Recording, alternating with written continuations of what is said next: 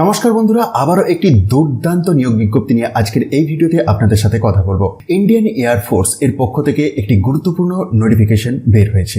Direct recruitment of group C civilian post in IAF.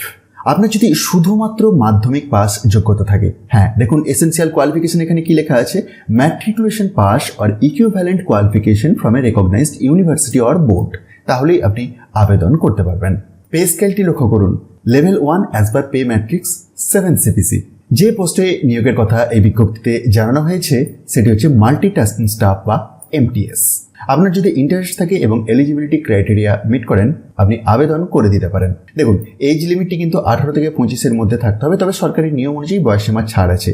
কোন কোন ক্যাটাগরির ক্ষেত্রে কী ধরনের ছাড় আছে তার পাশাপাশি আপনি এই নোটিফিকেশনের মধ্যেই দেখতে পাবেন।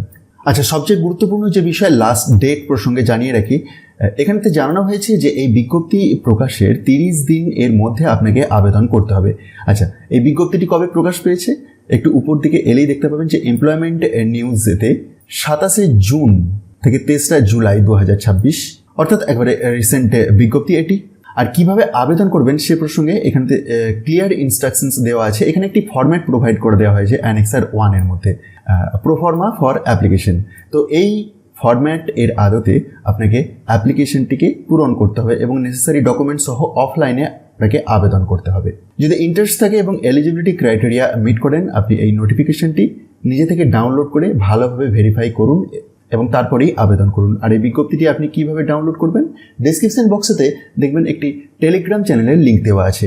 সেই টেলিগ্রামের চ্যানেল থেকে আপনি পিডিএফটিকে খুব সহজেই ডাউনলোড করে নিতে পারবেন, কারণ প্রতিদিনের ভিডিওর যে অফিসিয়াল পিডিএফ সেটি এই টেলিগ্রাম চ্যানেলের মাধ্যমে শেয়ার করা হয়ে থাকে। ভিডিওটি ইনফরমেটিভ মনে হলে অবশ্যই অন্যদের মধ্যে শেয়ার করে দিন, আর মোটিভেশনের জন্য একটি লাইক দিতে ভুলবেন না। আর চ্যানেলে নতুন হয়ে থাকলে অবশ্যই চ্যানেলটি সাবস্ক্রাইব করার পাশাপাশি অল নোটিফিকেশন বেলটিকে এনেবল করে রাখতে ভুলবেন না। ধন্যবাদ।